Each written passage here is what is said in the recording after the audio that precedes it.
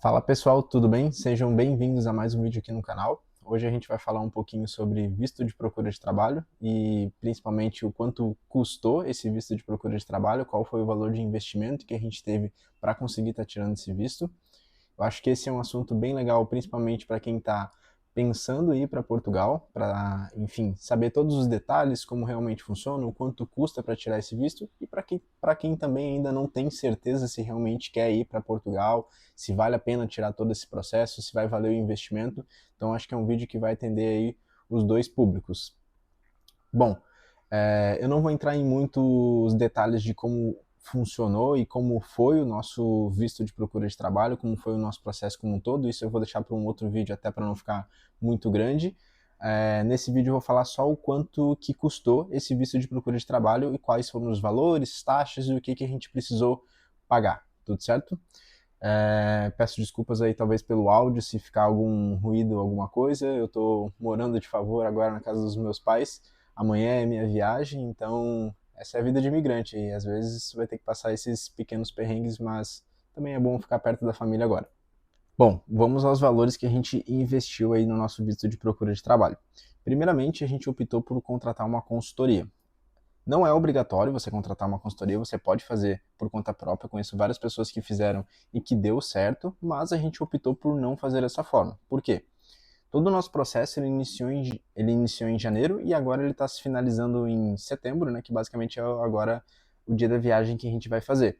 E ao longo desses 9 meses tiveram várias micro mudanças em formulários, tiveram várias especulações de que não ia dar mais certo o visto de procura de trabalho, que tinha mudado, que o governo tinha revogado, enfim, muita especulação, principalmente em redes sociais e nos grupos que a gente participa.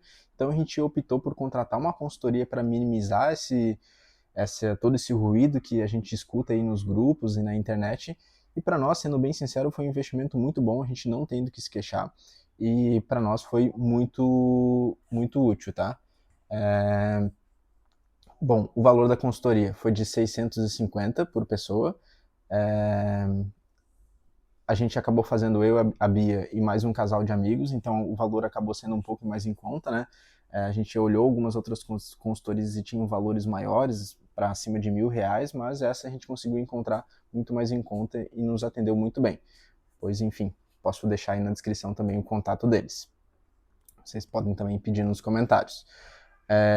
Bom, e aí isso foi 650 por pessoa.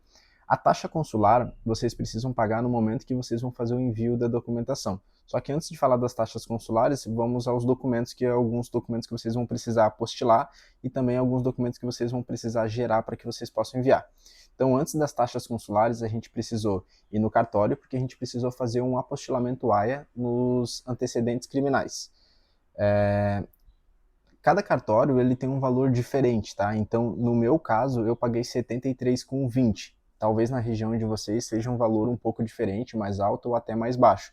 Mas eu acho que cabe vocês ligarem para os cartórios da região de vocês e ver qual cartório que acaba sendo mais barato e mais em conta.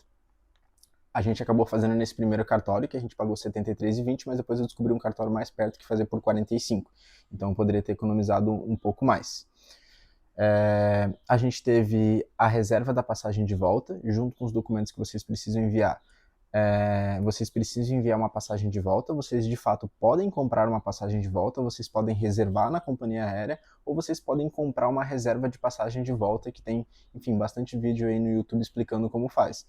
Posso deixar também embaixo aí o link do site que a gente usou, se não me engano é Best One Ticket, se não me engano, e a gente pagou US$ 22 por passagem. Isso dá mais ou menos em torno de uns R$ 120, tá? Também é com base no dólar, né? Esse site tu acaba pagando em dólar, então conforme o dólar sobe ou baixa, você vai pagar um pouco mais ou um pouco menos. Então a gente teve a passagem de volta e o cartório que a gente precisou fazer antes mesmo de mandar os documentos lá para o consulado.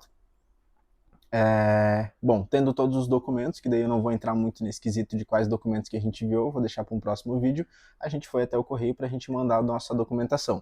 O correio a gente pagou R$ 47,75 e a gente mandou os documentos juntos no mesmo envelope. Então, se você é um casal que você está fazendo o processo, não tem problema, vocês podem colocar todos os documentos de vocês no mesmo envelope. A gente só deixou separado por um saquinho plástico, assim, que era todos os documentos meus e todos os documentos da Bia, e vocês podem enviar no mesmo envelope, não tem problema nenhum, tá? e o valor foi de 47,75, que no nosso caso, daí como a gente mandou no mesmo envelope, acaba sendo dividido por 2, tá? Mas se você mandar sozinho, esse é o valor total. E aí, reunindo todos os documentos e mandando por correio, aí de fato você precisa pagar a taxa consular, e você precisa, além de pagar, você precisa imprimir o comprovante e mandar junto dentro do envelope. Pelo menos essa foi a orientação que a gente recebeu e que deu certo, tá? A taxa consular, ela é em cima do valor do euro. Então, de repente, você vai escutar algumas pessoas falando que pagou mais caro ou mais barato, porque isso muda conforme o euro. E a taxa consular tem várias taxas que você pode pagar dentro do processo. No nosso caso, a gente pagou só a taxa consular, o courrier e a garantia do courrier. A gente pagou apenas esses três, tá? Mas tem algumas pessoas que acabam pagando pelo preenchimento da VFS, tem algumas pessoas que acabam pagando taxa de impressão, caso seja necessário, mas a gente pagou só esses três. E a nossa sugestão é que vocês paguem apenas esses três meses, porque se der alguma pendência, eles vão devolver para vocês dizendo que teve pendência e já vão devolver solicitando o valor de pagamento caso você queira fazer. Então, se acontecer alguma pendência no processo de vocês, eles já vão solicitar depois o pagamento. Então, eu acho que não é necessário pagar antecipado para eles. A gente pagou R$ 818,88 na taxa consular, R$ 131,41 na taxa de courrier, e a garantia do courrier foi de R$ 39,85. Então, de taxa consular, a gente pagou um total de R$ 990,14, tá? Então, somando todos esses valores que a gente tem aqui, de taxa consular, consultoria, correio, cartório e reserva de passagem, a gente investiu R$ 1.881,21, tá? Esse é um valor que não vai retornar para a gente, que a gente de fato teve que investir nesse processo para que a gente pudesse ter o visto de procura de trabalho. Bom, e além disso, a gente precisa da comprovação dos 3 salários mínimos, que no caso de Portugal e do visto de procura de trabalho, eles exigem 3 vezes o salário mínimo de Portugal, que agora no momento está de 870 euros. Que isso vezes 3 dá 202.610, que isso dá mais ou menos em torno de uns 16 mil reais e 600. A gente comprovou um pouco mais do valor necessário, acho que a gente comprovou algo em torno de 18 a 19 mil na conta, e a gente deixou esse dinheiro todo parado dentro da nossa conta. Por quê? Nos grupos que a gente participa, algumas pessoas acabam pegando dinheiro emprestado para fazer todo esse processo, e depois acaba dando alguma pendência no processo deles, e eles acabam solicitando novamente a VFS ou o consulado solicitando novamente o extrato bancário da conta. E o que acontece? A pessoa não tem mais o extrato, não tem mais o dinheiro dentro da conta. Então já aconteceu alguns casos das pessoas serem negadas no visto por conta de alegação de fraude no extrato, né?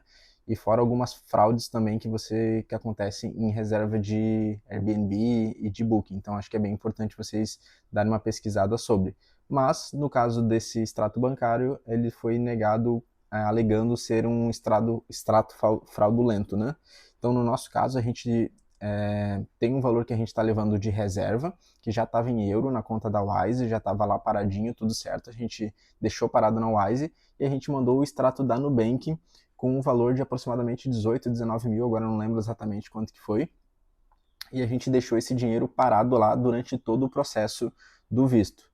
A gente não teve nenhuma pendência, eles não solicitaram novamente, mas o nosso casal de amigo solicitaram, eles mandaram e deu tudo certo porque eles tinham o dinheiro em conta. Então, a nossa sugestão é que, caso vocês tenham algum investimento, alguma reserva que vocês tenham em outra conta, eu acho que seria importante vocês separarem. Deixem o dinheiro do visto em uma conta que vocês possam deixar parado o tempo todo do visto, para que caso eles solicitem o extrato bancário novamente, você tenha o dinheiro lá comprovando, olha, já faz 2 meses que eu dei entrada no processo, o dinheiro continua aqui, eu acho que isso deve dar alguns pontos positivos lá com eles. Então, basicamente, do valor total que a gente investiu no visto de procura de trabalho e o valor que a gente de fato precisa ter, é algo em torno de 18.480 que vocês precisam ter, que vocês vão desembolsar um pouco desse valor e que vocês de fato precisam ter em conta. Então, acho que a gente pode arredondar aí para uns 19 mil para ficar um pouco mais. Para ficar um pouco melhor, né? Até porque tem a variação cambial também. Então, basicamente, esse foi o valor que a gente investiu, né, no nosso visto de procura de trabalho, 1.881, mais os 16.600 que a gente precisa ter em conta no extrato bancário, tá certo? Bom, esse era um vídeo só para a gente falar um pouco sobre o quanto que a gente investiu como casal no visto de procura de trabalho. Então, esses foram os valores que a gente investiu, a gente não pagou nada mais que isso, e esses foram todos os valores que a gente investiu e precisava ter em conta, tá certo? A gente vai fazer um outro vídeo falando sobre quanto tempo demorou o nosso processo de visto. Ou vocês chegaram bem na hora que eu tô gravando aqui, pô. Bom, então basicamente esses foram os valores que a gente investiu no nosso visto de procura de trabalho e os valores que a gente precisava ter em conta. A gente vai fazer um outro vídeo falando sobre o nosso tempo de visto, quanto tempo demorou, se a gente teve alguma pendência, mas já adianto, a gente não teve nenhuma pendência. E, bom, é isso. Espero que vocês tenham gostado. Deixa um comentário aí pra gente. Compartilhe aí com o pessoal que também tem interesse em tirar o visto de procura de trabalho. E espero vocês aí no próximo vídeo. Tchau!